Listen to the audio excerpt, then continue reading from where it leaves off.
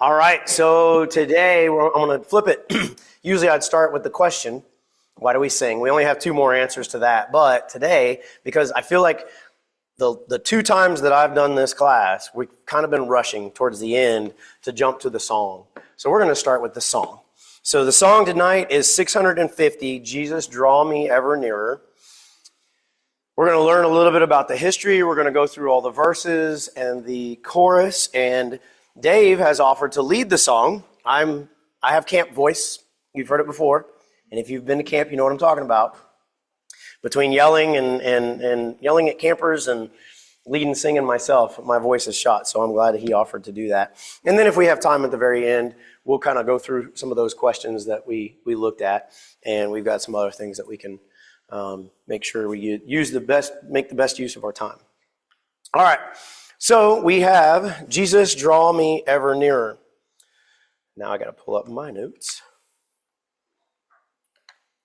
I believe this was one of the, when I set out the poll, I think this is one of the songs that multiple people asked for when you all voted. Okay, so it was co-written in, in 2001 by American contemporary Christian music artist Margaret Becker and Northern Irish hymn writer, that's important, Keith Getty. Now, if you remember the name Keith Getty, we've already heard from him. Come on now. I don't know what happened. There we go. Keith Getty wrote Speak, O Lord, which was the first one we started with. And when we studied that one, you learned that he also wrote In Christ Alone. So this guy's got he wrote the tune to this one. He didn't write the words. But, he's got a pretty good resume. So Getty set Margaret's text to a contemplative, traditional, Celtic-influenced melody. I said that was important, that he was Northern Irish. And so whether you knew it or not, you were singing a Celtic tune as you sang this song.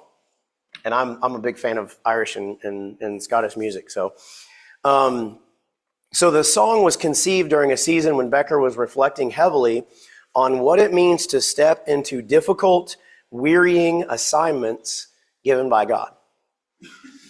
So rather than focusing on a quick escape from suffering, which is what we have a tendency to do, right? Lord, deliver me from this quickly, whatever. The hymn acts as a raw, personal prayer for endurance and asking for a closer relationship with Christ through life's temptations. So instead of deliverance from life's temptations, life's testings, life's tempests, she said, help me grow stronger and closer to you, Lord, through those things. And so the prayerful, persistent progression from weariness to hope speaks clearly to anyone walking through any kind of testing, right? Physical, emotional, or spiritual challenges of any kind. And so it shifts the purpose of prayer during a crisis. The goal is no longer just the resolution from the storm, but the formation of the person's character through the storm. Her foundational scripture, do that every time. There we go. Comes from James. So if you want to turn to James chapter 1, there were two primary passages that she pulled from, and both of them are from James. And if you recall, in James, other than the here's who I am in chapter 1, verse 1, he launches into the first verse that she uses for her inspiration. In James chapter 1, verses 2 through 4, it says, consider it all joy, my brethren, when you encounter various trials, knowing that the testing of your faith produces endurance. And let endurance have its perfect result, so that you may be perfect and complete, lacking in nothing. So if you want to, you can keep your place there, because I think by the time we're done studying the lyrics of this song, you're going to see that she took this passage, these three verses, and she wrote a very good lyrics to a very good song that really, those verses are, really the heart and soul of this song. And the other one that she does is chapter 4, verse 8, a very simple passage. Draw near to God, and he will draw near to you.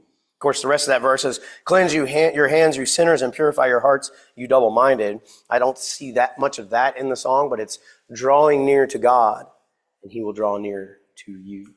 Any thoughts on the background of the song before we get into the lyrics? Okay. So verse 1, Jesus, draw me ever nearer as I labor through the storm. You have called me to this passage, and I will follow, though I'm worn. All right, so the way we've done this, and we're going to continue to do so, leave the passage or leave the verse up there, kind of ponder its implications, but specifically, where do we see other inspiration in the scriptures, whether she intended it to or not? What does that bring to mind in terms of scriptures or instances in the Bible? Labor through the storm makes me think about the apostles fighting against the storm when Jesus just comes walking up on the water like it's nothing. That's exactly where my mind goes to, because they're afraid, they're fighting it, and then Jesus walks up, and what does Peter say? Goes. He says, Lord, if that's you, call me out on the water. And Jesus says, come. So Peter steps out in faith. So the point here is that you have called me to this passage. We'll talk a little bit about that here in a moment. But Jesus calls Peter out. Now, he wouldn't have called Peter out if he didn't think, if Peter was not going to be able to walk on the water. And he starts walking on the water, but then he starts focusing on what? The storm. He takes his eyes off of Jesus, and he starts focusing on the storm. There's another story, I might be mixing them up in my mind, but they were fighting against the storm for a while. And maybe it's the same one, and then they get in the boat, and all of a sudden they're on the other side. Yes, yeah. When he and Peter get in the boat, yeah.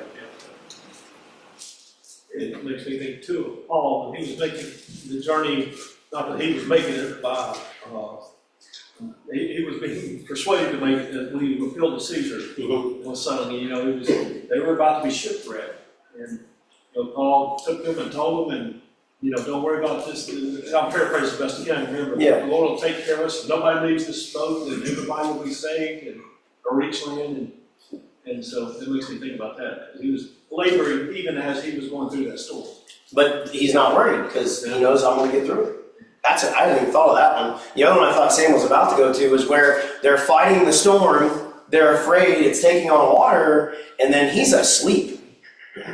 He's down in the belly of the ship, sound asleep. And what do they say when they come to him? Don't you care if don't you care if we die? They think they're going to die.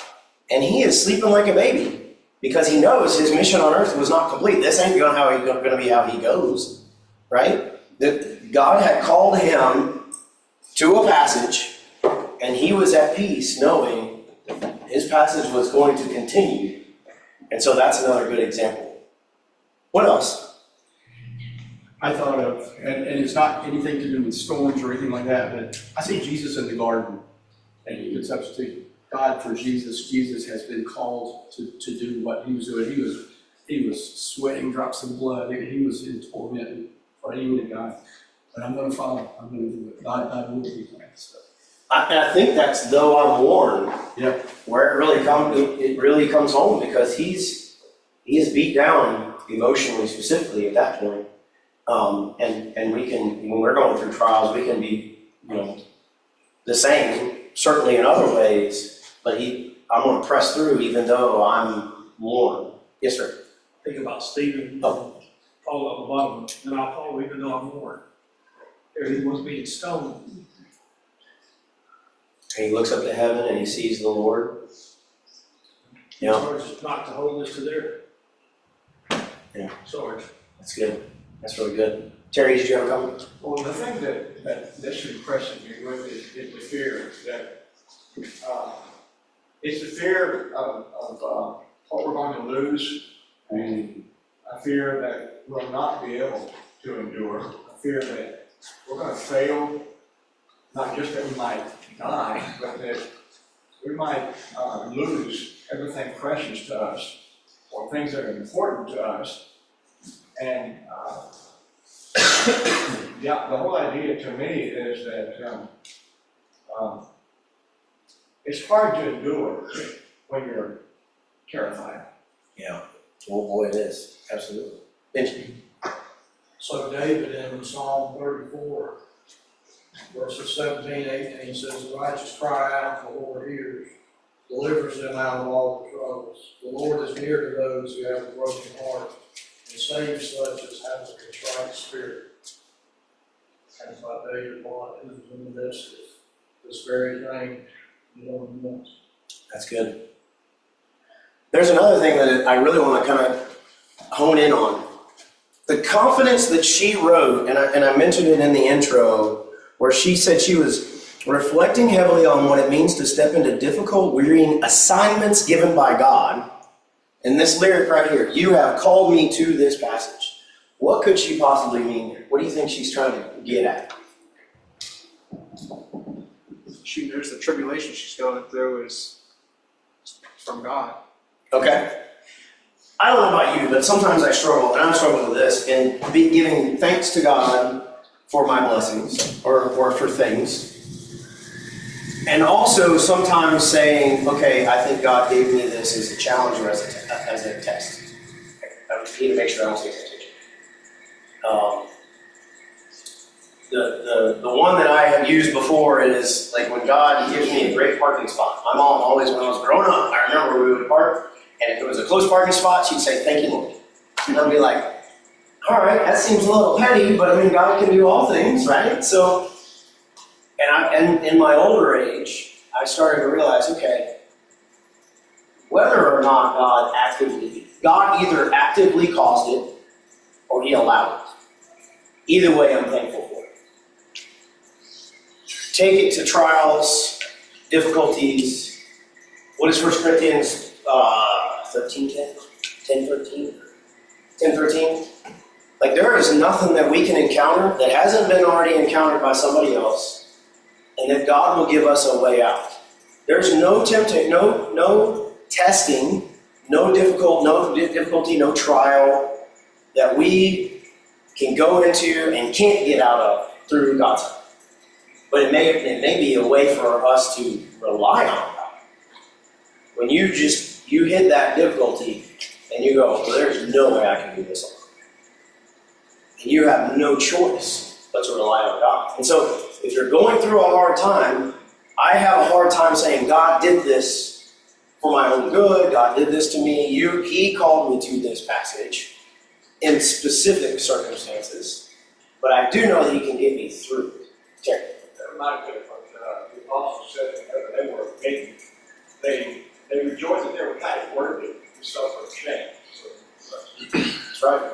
Because men have free will. God may not have caused them to be beaten, but men, evil men, chose to do it. God could have prevented it for sure.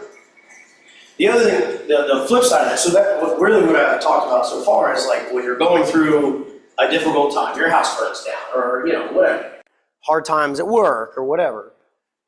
But is there something we can say, you have called me to this passage, and know he has called us to that passage?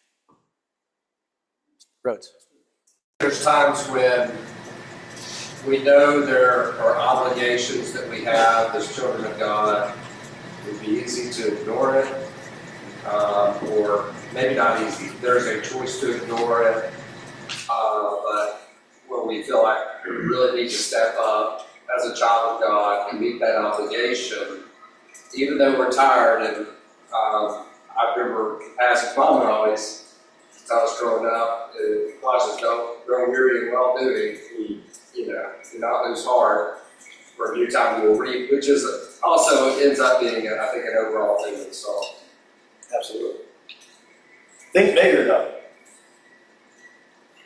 When you think being called, what did Jesus say? No one can come to the Father unless he was called by the Father. No one can come to me unless he was called by the Father. As many as the Lord our God shall call. As many as the Lord our God shall call. To be a Christian is what we have called, the passage we have been called to. And sometimes it is hard. In fact, it's guaranteed. Like anyone who decides to be a Christian, you will be persecuted in some way or another, right? And so there are going to be times when we are on our knees in prayer saying, look, this life of being a Christian is hard. Because we have to make hard decisions in a world where it's hard to make those right decisions. I mean, to speak frankly. And so we can say, Lord, you have called me to this passage. And sometimes it's really hard and I'm weary, I'm worn. But draw me nearer as I labor through this storm. Yes, sir. I think Matthew 11, 28, 29, 30, says there, it says, come to me all who labor and are heavy laden, and I will give you rest. That's the length, and you're being drawn to him. Son, come to me.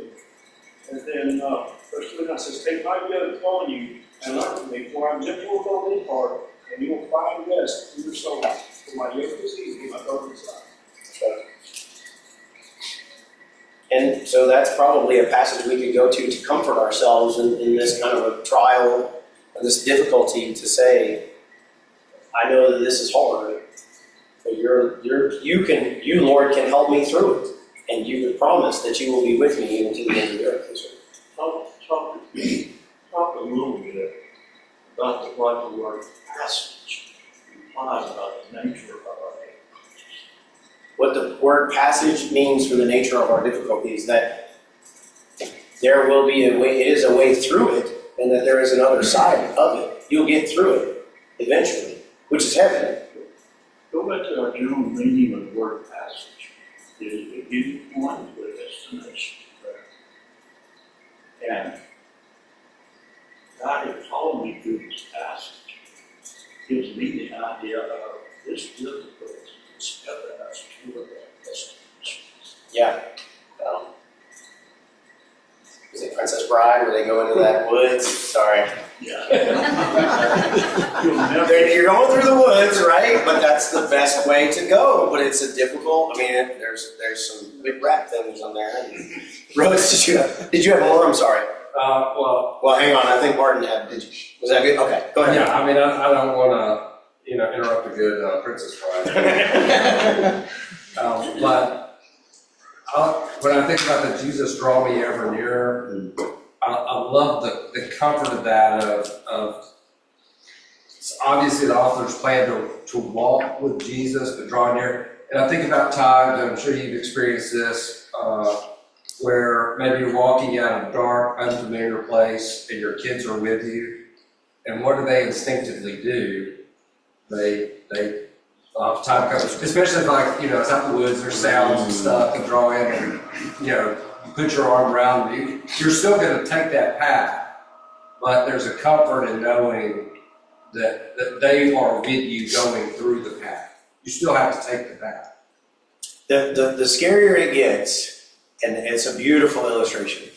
You're hiking through a woods. Maybe it's getting dark. Maybe they hear a noise. They snuggle up next to you and they take your hand. And that's the picture we get. Father, I just want to snuggle up next to you, and I want to take your hand, and I want to grow closer to you because of this, because I know you're going to get me through this. Like a child holding on to their father's hand, I trust and I know that you're going to get me through this. That's beautiful. Thanks. All right, two things. First of all, Jesus says that he's the way, the truth, and the life. But also when we go into Hebrews and we talk about looking unto Jesus, someone who has already been through that passage. Yeah, no, that's really good. Absolutely. And yeah, he's been tested in every way and tempted in every way, and yet was without sin. One more verse on this, and then we'll move on to the chorus. But 1 Peter 2:21, go ahead and turn there. 1 Peter 2:21, when it says, you have called me, this is, called is a word that is used a lot in the scriptures, specifically in the New Testament. But Peter talks about this in his first book, 1 Peter 2:21. He said, for you have been called for this purpose, since Christ also suffered for you, leaving you an example for you to follow in his steps. And so this is exactly what Rachel was just talking about, who committed no sin, nor was any deceit found in his mouth. But when he said, you have been called for this purpose, look at the verse before. For what credit is there if when you sin and are harshly treated, you endure it with patience? But if when you do what is right and suffer for it, you patiently endure it, this finds favor with God. We're talking about the same things. We're going to go through hard times. And if you suffer through it, trust God with it, endure through it, stay on that pathway, the passage, right? And come out the other side, it pleases God. You find favor with God. Okay. We are 25 minutes in. So we're talking about the chorus now. May this journey, come on, bring a blessing. We all know this part of the song. Like, maybe it's just me, but boy, you really like kick it in, right? So it is a beautiful part of that song, and especially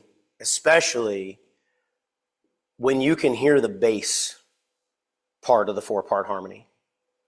And really, if you have go ahead and open your hymnals if you haven't already. Wesley, are you a tenor? Because I know your dad is. When we had those singings, I knew when your dad was here. He's like, yeah, we got a tenor back there, yes. When I can hear a bass and a tenor, there are some songs I will lead just because the bass and the tenor shine through. Speak, O Lord is one of them. But really, may this journey, when you get to journey, the bass just gets that low hum going on. It is beautiful. And so usually when I'm singing the song, if you're paying attention to me, I'm up here and I'm like throwing it down up here. It just kicks in. And I think it is not only the sound of the 4-part harmony, and when sung well, it is emotional, but this message right here. May this journey bring a blessing. May I rise on wings of faith. And at the end of my heart's testing, with your likeness, let me wake.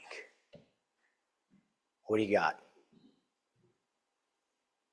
That's so good. I think the first two are on us. Yep. If we have the right attitude and we go with faith on God, it will be a blessing. We will rise on wings of faith. That's the James message. I always tell my kids of going through the stuff, and it didn't originate with me, but I heard it and kept repeating it, is that struggle can make you bitter or better. And it's what you do with it. That's so good. Well, that was one of the things I wanted to ask. Like, a blessing to who? To us? To like the person saying this? Yes, Or a blessing to God? yes. And And others. Oh, that's good. That's good. I don't think that was intended by the song, but absolutely applies. so many blessings that come when we have the attitude Rose just described, where I'm going to cling to my faith, I'm going to do what's right. Others see that and take courage from it. We see it in others. I see others who are bearing up through difficulty, and it brings me such courage. Rachel quoted from the Hebrews 12, the cloud of witnesses. We're sitting in a cloud of witnesses right now. We're all bringing blessings to each other through our life struggles. That's good. Lucy, We still have to glorify God in the midst of our trials. We have to glorify God. Mm-hmm. And by us having the right attitude, and then being blessed, and blessing others, all of that blesses God. Right? He is pleased by that. I think Martin and Aaron. I just want to point out, she chose two beautiful words for poetic reasons that are closely connected. For more than that, it's blessing and testing. She chose them because they have a poetic cadence to them, but they're inseparable in Scripture. Try to separate the concept of blessing and testing in Scripture. Well, even James ties them together. I don't think you can. Right? Very good. Aaron? I was going to ask you a question. When you read this, is this applying to the end of life's journey when she's completing, or is this maybe a specific struggle? Sounds like the ending. Either way, she's talking about me in your life this week. I am. I think the answer is yes, but I love yes answers. Sorry. Yes, both. But I would tend towards the trial that she's going through here, because in verse 3, at the end of this long passage, let me leave them at your throne. We'll get to that in a moment. I think a lot of that has to do with, she's saying, end of my life's passage. So I think she gets to that in verse 3. But then again, you go right into the chorus right after that. And so maybe in verses 1 and 2, it is the short-term trial that she's going through. And then after having just sang that in verse 3, she's talking about at the end of all of life's testing. Well, we never know when our last testing will be. Like somebody referenced Stephen earlier. Stephen didn't know that was his last test. He didn't know. That's right. So yeah, that's good. All right, so may this journey bring a blessing. May I rise on wings of faith. Does that recall any scriptures? My favorite scripture growing up was on the front of my Bible. Isaiah 40:31. They that wait upon the Lord shall renew their strength. They shall run and not grow weary. They shall walk and not faint. I missed the part that's the important part, right? They shall mount with wings as eagles. They shall run and not grow weary. They shall walk and not faint. And so, I mean, we talked about poetry, and we talked about it in the very first lesson, and I knew it would come up over and over again. Poetic license. There are times when there's a lyric, and you're like, if you take it literally, that can't be true.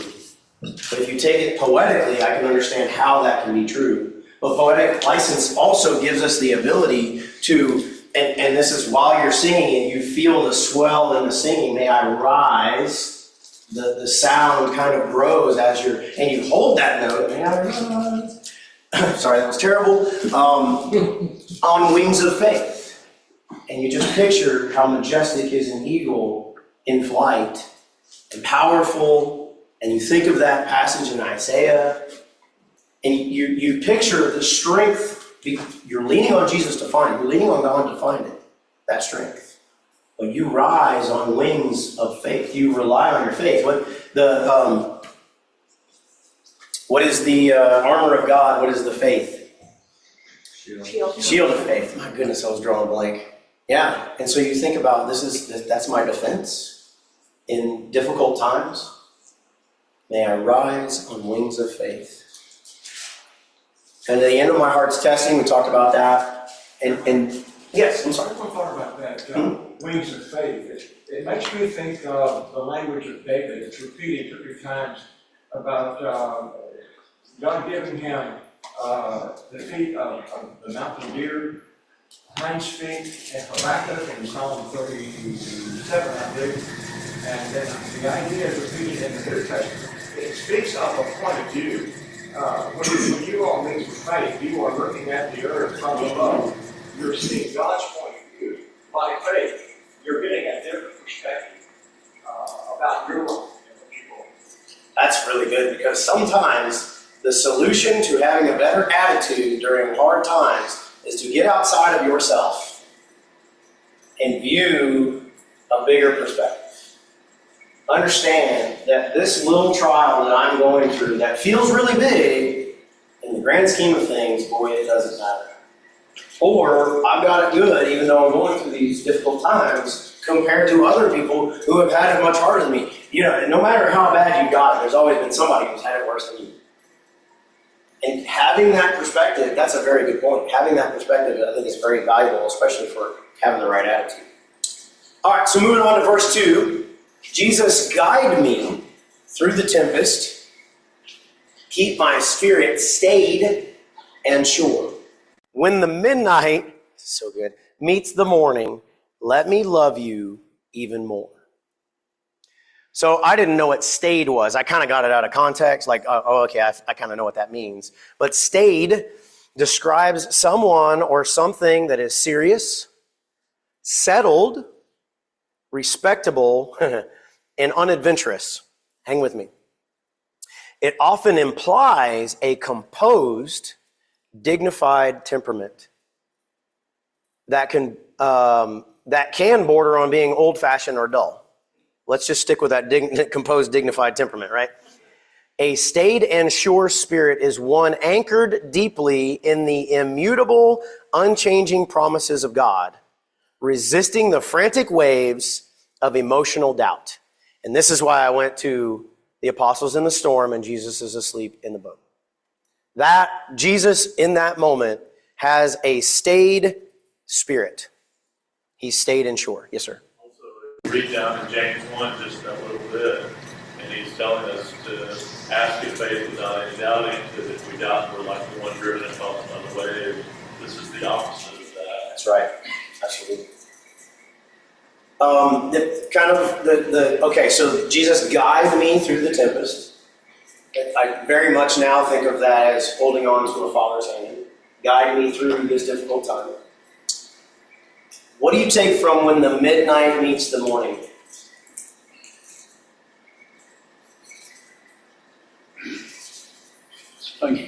Poetic license.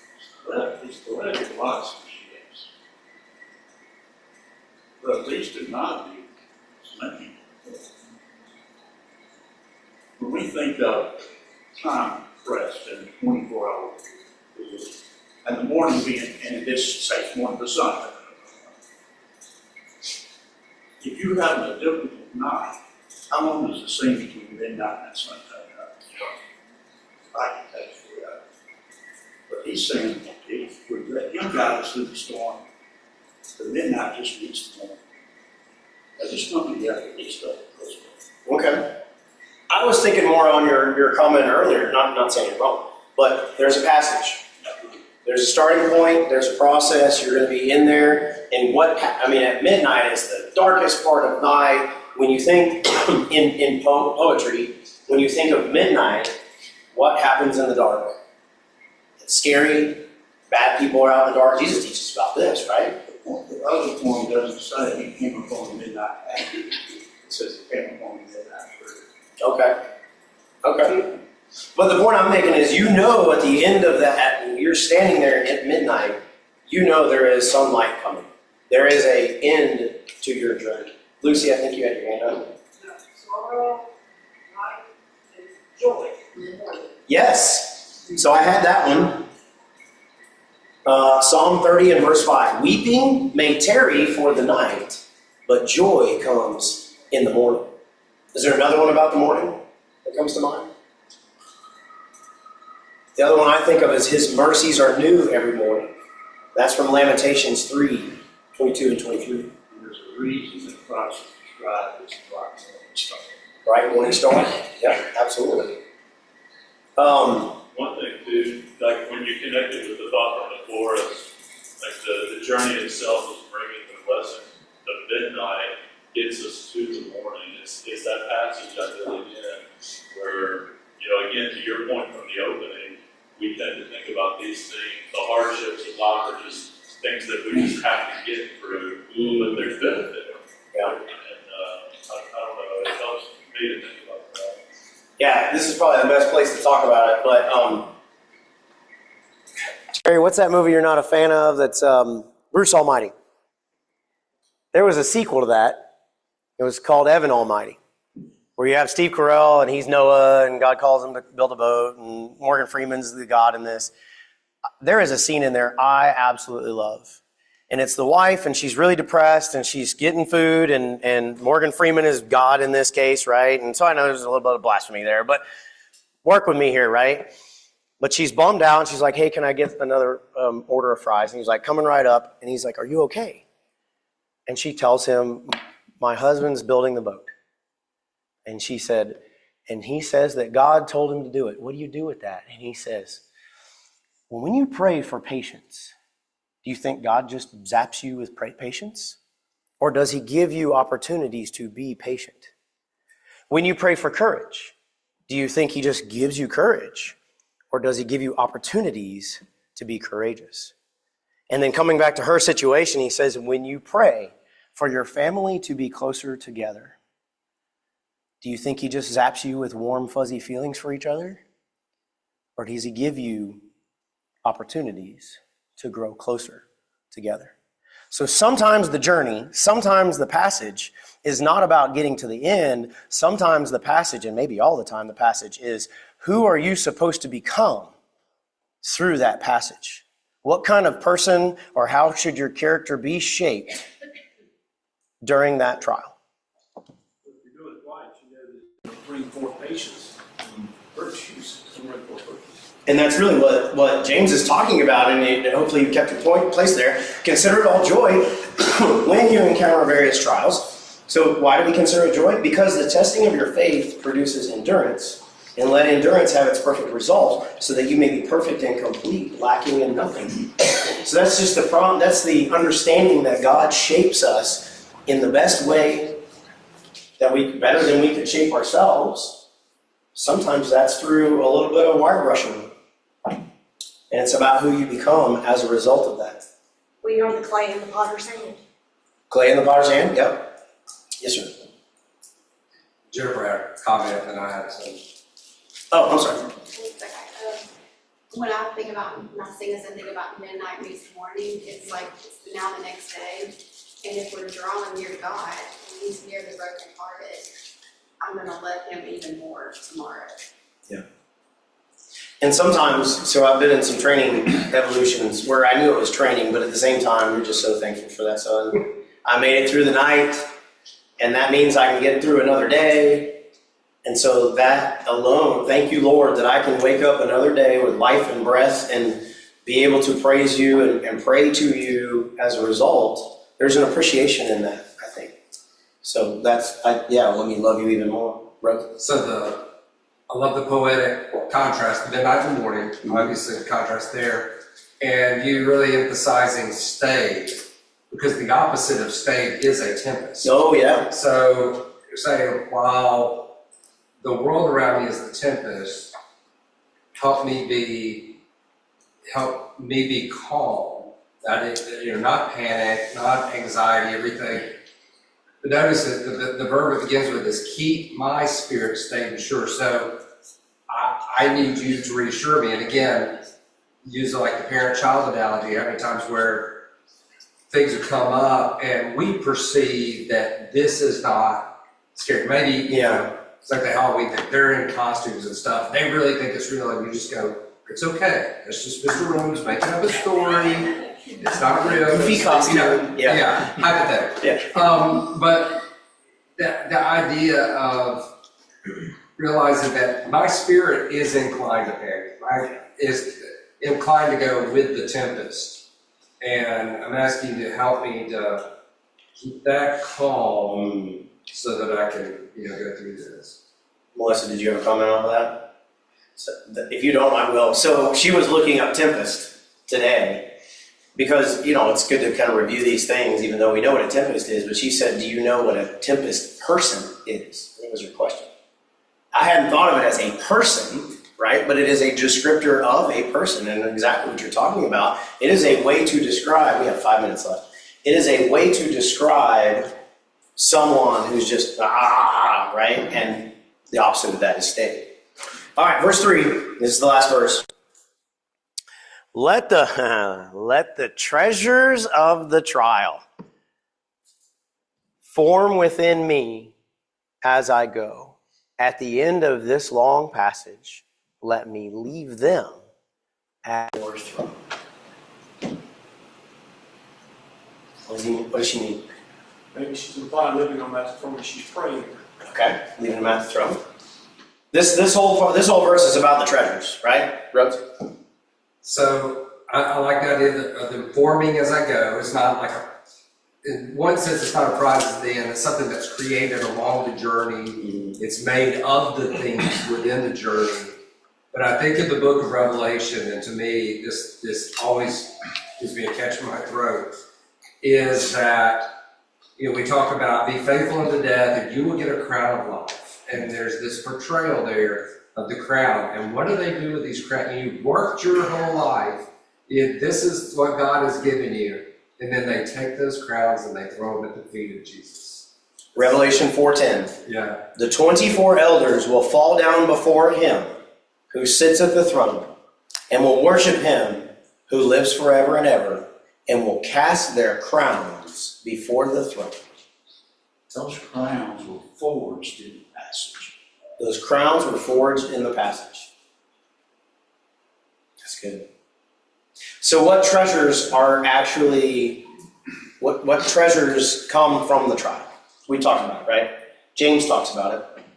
testing of your faith produces endurance. But I mean, again, courage and patience and closeness with your family are the ones that I gave. But when we go through difficulties and trials, that's a good time for us to kind of take a time out, kind of like what Terry was saying, take a God's eye view and say, what does God want me to learn from this? How does he want me to change through this trial? What treasures to him? So we're not supposed to build up treasures on earth. We're supposed to build up treasures in heaven. So these are attributes, changes in character, virtues that, I mean, you think about 2 Peter and there's a whole list of virtues in the first chapter, right? All those things. Those are the treasures that could come through the trial if we let it. We can resist it. You know, there's a natural progression there in James 1. The testing of our faith produces endurance, and you follow that progression and you end up with wisdom.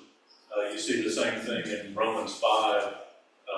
The endurance brings hope, perseverance, proven character.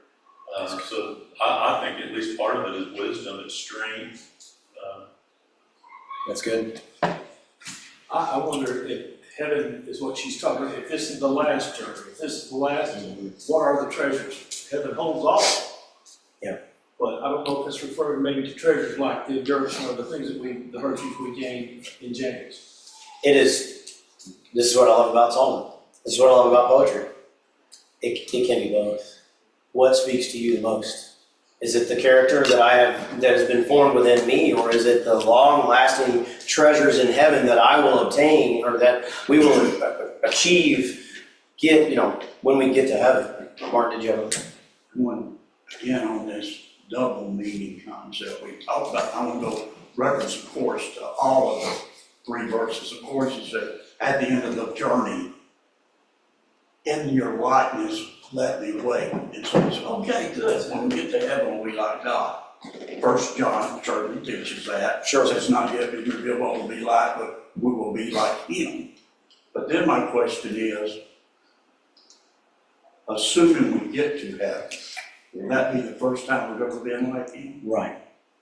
And I think that's why there is a short-term component to the message of the song, is that as we go through these difficulties in life, we should become more and more like him each time. The being like him in heaven is our destination. Right. Yes. But unless our journey is filled with efforts to be like him, that won't be our destination. And I think a lot of this talks to the journey, but it is with an eye towards the end destination. I mean, the passage is to a destination. Real quickly, 1 Peter 1, 6-7, if in this you greatly rejoice, even though now for a little while, if necessary, you have been distressed by various trials, so that the proof of your faith, being more precious than gold, which is perishable, even though tested by fire, may be found to result in praise and glory and honor at the revelation of Jesus Christ. All those verses, I mean, we could go on and on, obviously, but I think we only have time for the song. Shall we, Dave? Let's all stand if we're able.